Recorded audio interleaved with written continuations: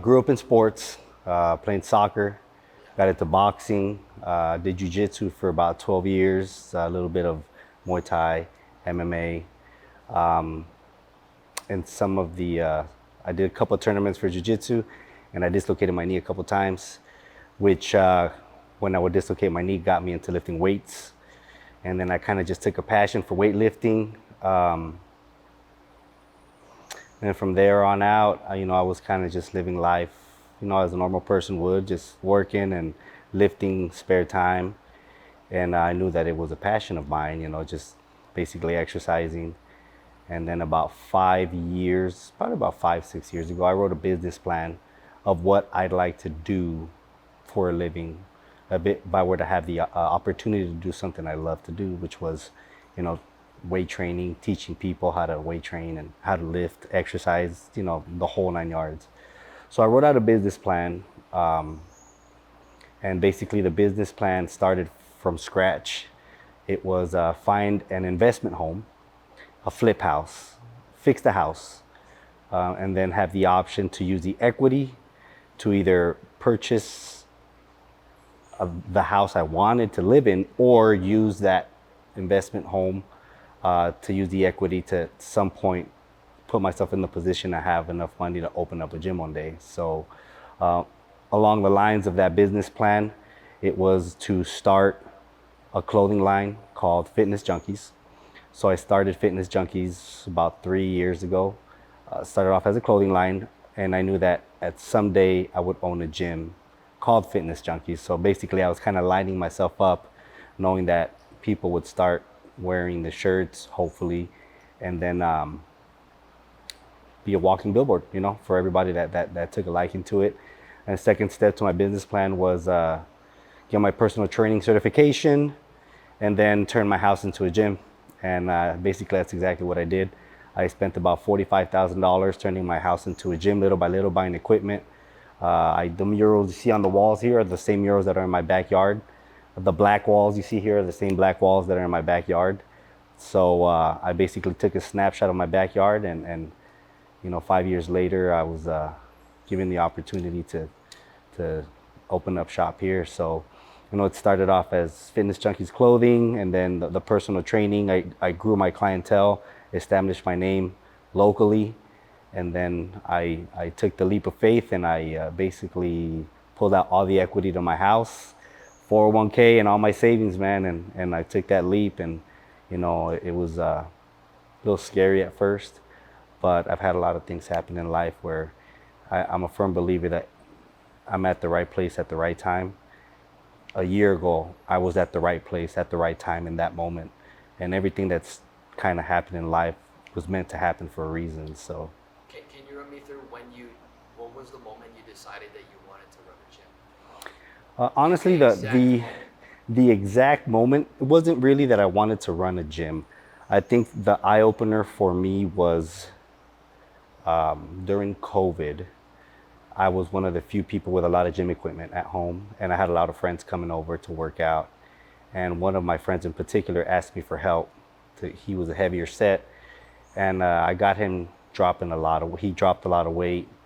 And at the time I was working out for myself, and it was just more about me and my aesthetics and what I wanted to look like.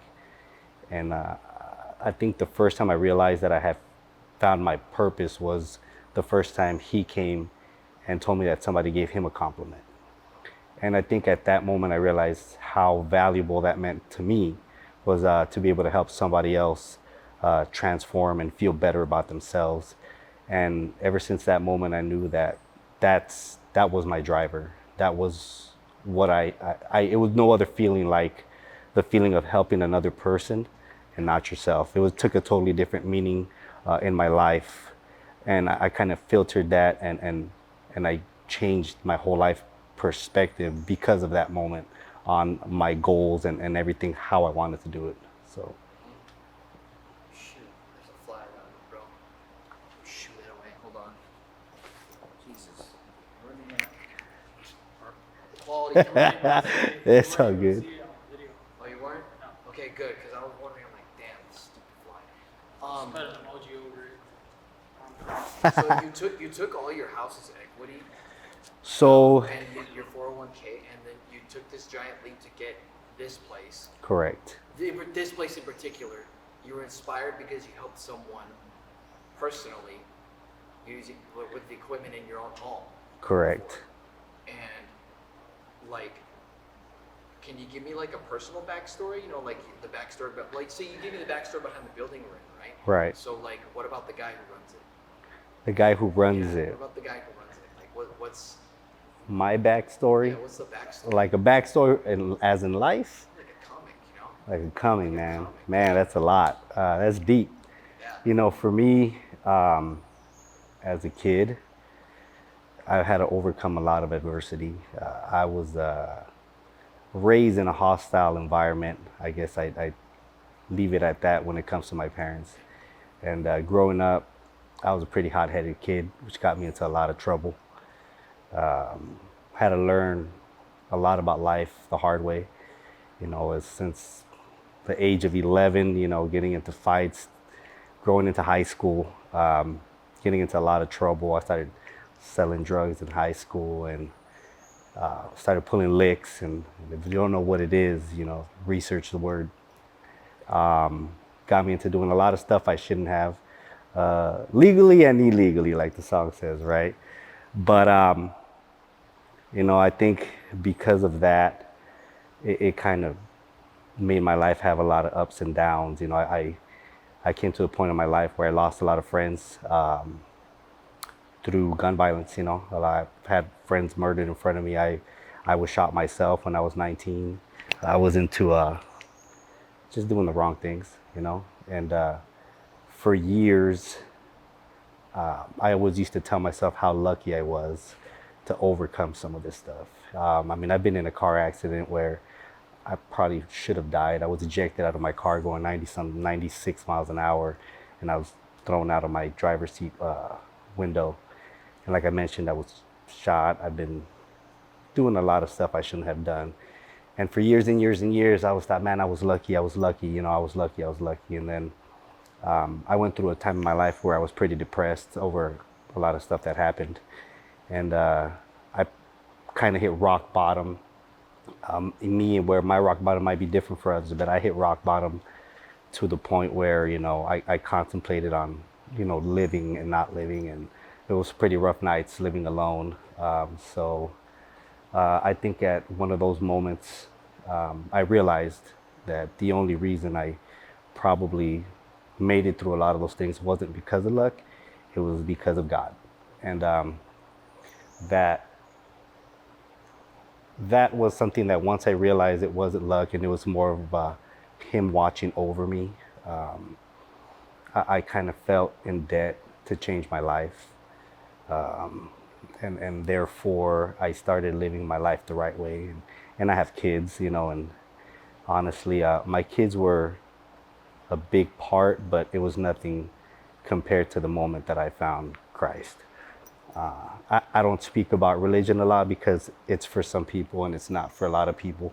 But for me personally, in my own life struggles, that was the moment I was actually, I felt like I had a purpose in life was the day that I kind of accepted God. And I did that in my room alone, probably staring at my gun. Where'd So you find it? it's just a moment of clarity, you know, a moment where you have to decide whether you want to take your life or live your life. And and it was just, I know it's probably a cheesy, but sometimes you feel like He's there and just I don't know, man. It's hard to explain that moment, but that was a turning point for me mentally, and the moment I decided to do something with my life besides the normal 9 to 5. You know, I wanted to do something that was valuable to me, to myself, to my kids, to others, and I found passion through weightlifting. You know, I always say weightlifting saved my life, and not because the physical form of weightlifting was because it made me find myself, and my goal was to be able to open up a gym, to have a platform to help others in numerous different ways. You know, I came to realize that exercising, weightlifting, being in this building isn't so much about lifting weights. It's about lifting yourself. It's about changing. It's about transforming mentally, physically, emotionally. There's lots of us. For all of us, it's finding what makes you tick every day. And I've had so many clients that sometimes have told me, man, you've changed my life, and it's not, you have to kind of read between the lines. It's not so much the exercise and the physical part. It's being able to have somebody that helps you through that time you might be coming, might be going through some hard times, and just being able to come in here and vent and talk and at the same time feel better about yourself and see the change. I think that's really what drives me. How long has this building been? So this was a gym prior. Funny story. I used to train here with a trainer. He trained me, Jeff, which is a mentor to me, and he trained me a couple years back. And then when he used to train me, I always used to tell my girlfriend that, man, if I ever owned that gym, I would do this, I would do that to the gym, I would make it look this way and that way. And life comes to full circle. Years later, I had this opportunity to purchase this, where prior to this, I was trying to franchise a different gym, and it kind of fell through. The situation fell through where it didn't work out, but it was a blessing in disguise because I had kind of fallen off my path and my original business plan to open up my own, because I like this other gym concept, which is great, but I think God kind of steered me on the direction He wanted me to go, and it was the best thing that ever happened to me, because now I'm able to do anything I want. I just hosted a fundraiser where we donated 100% of the proceeds to a church. I have another fundraiser coming up again, and I'm able to do a lot of stuff now for my community and for others that I might have not have had before. And ultimately, this gym, that's going to be the change for people when they walk into this gym. It's not necessarily about the workout, it's about the culture, it's about the experience, it's about the vibe. Almost every single person that walks in here feels good, physically, mentally, walking in, dealing with, we're very close all together, all the members, the trainers, and everybody kind of gets that feeling, where anybody's more than happy to help you out in any way possible. And we want to continue to grow that and kind of stretch that out to more gyms, and motivate other people to want to do for their community. So that's the goal for me. That's the goal for a lot of our trainers, is how do we use this platform to help others? How do we use this platform that we have now to be able to break through to a lot of things that are going on around us that people don't know about? So you managed to go. You went from helping individuals to helping the community. Correct. And that's What is in the future for you then? the future for me is hopefully to inspire more gyms, more people to continue to do the same. I think we're in a world right now where everybody is kind of in their own capsule, and they're afraid sometimes to step out of the normal. I think doing events like the ones that we just did was a big eye opener for myself, because I didn't think we were going to have the turnout we did. But every single person that walked through these doors that day inspired others just by being here. And that's what they don't understand. And that's what the power of social media is. When I opened up my social media 3-4 years ago, it was only for the purpose of sitting in this chair at this moment. To be able to open up a social media platform with a purpose to help others, and 4 years later achieve it, that's an accomplishment that I'm happy about. And from here going forward, in the future, is expanding another gym and using it as a platform in the city to help more people, help communities in other sides of town. I have a question. What probably was the biggest hurdle you had to jump through that was was the most difficult between then when this gym wasn't here and now as you're sitting here? I think my biggest struggle has been my own fear, my fear of failure, my fear of disappointing my kids, my family, myself.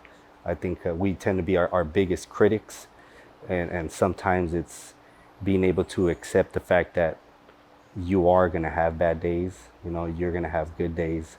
And being able to tell yourself that it's okay to have a bad day, to go through a hard time.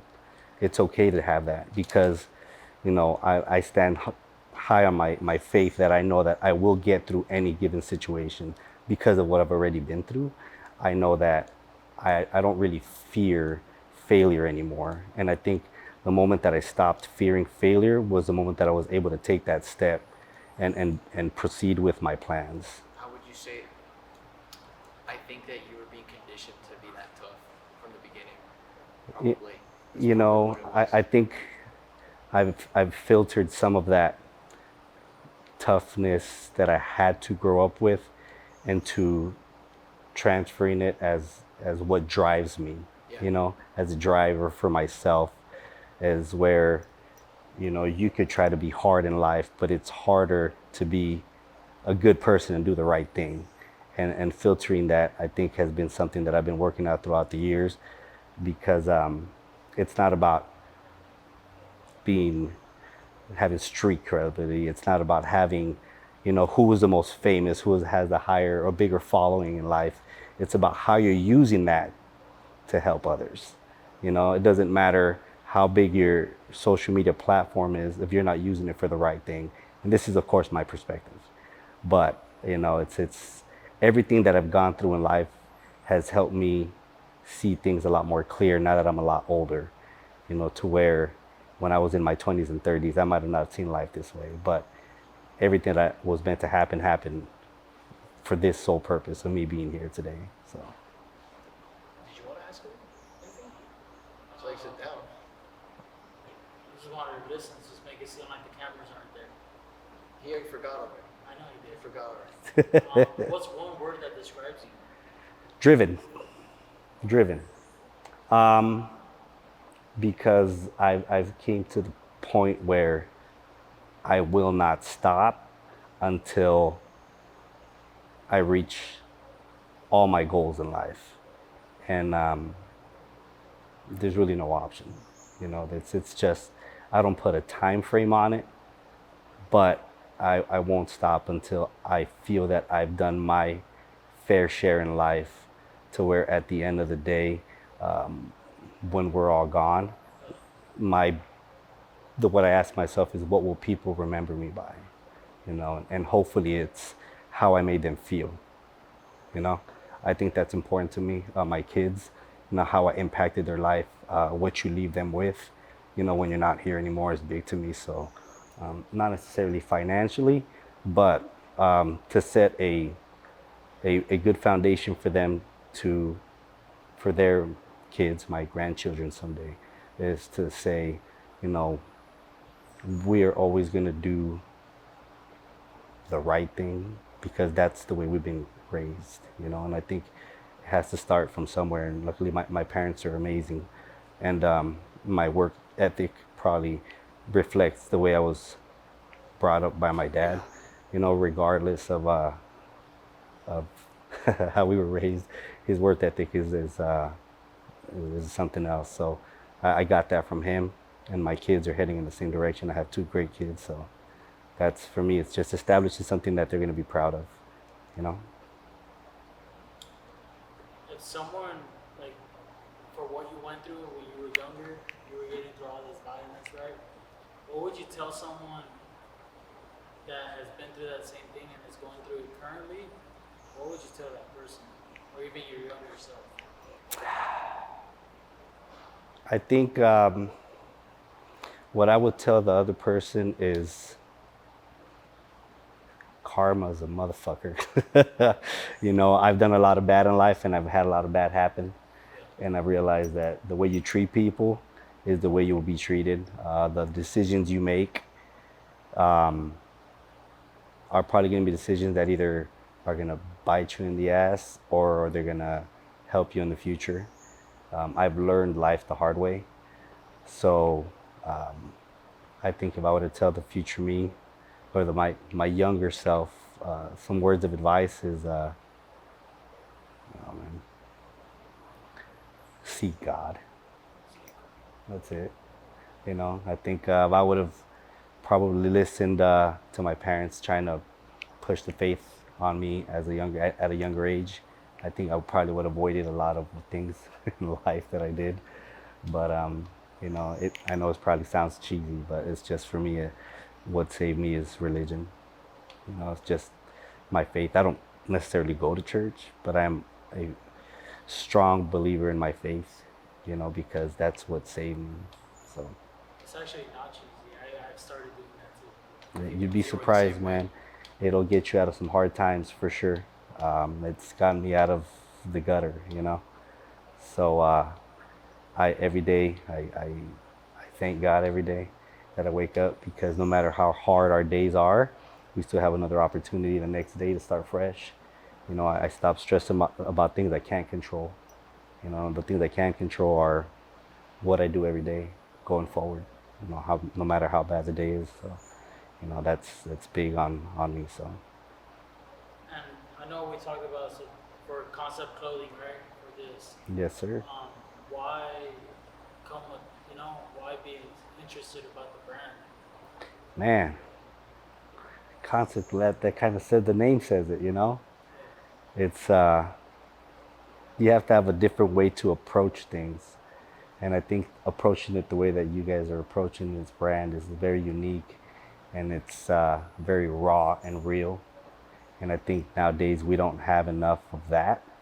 I think there's a lot of foggy mirrors nowadays with social media, and to be able to find something that truly has a meaning to it, I think is important. It's important. I think that we are selling the right message to our youth, to our kids, and the people that care. The brands that actually stand by something important are the brands that we should be trying to help grow and help each other. I think for me is I have a lot of friends in the fitness industry. I have a lot of friends that are personal trainers that own gyms, and not ever once have I felt threatened that I was going to have less on my plate because I was reaching out to help them. It's never been a worry. I think there's enough people on this earth that if you sell a unique product, if you're genuine and humble about your approach and what you're doing, you will have success, because people will see through those foggy mirrors and see you for the person you are. And if you have good intent on what you're doing, you will reap the reward. So